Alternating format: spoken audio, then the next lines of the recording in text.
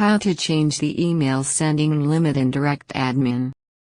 You can increase your email sending limit. However, you cannot increase it higher than the limit set by your server administrator. We assume you have already logged into your DirectAdmin account. In the Email Manager section, click Email Accounts.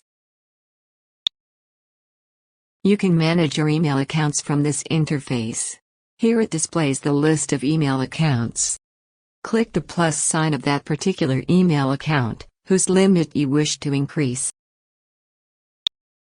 Click Change Limits. Now enter the desired quantity in Send Limit input box, and click Save.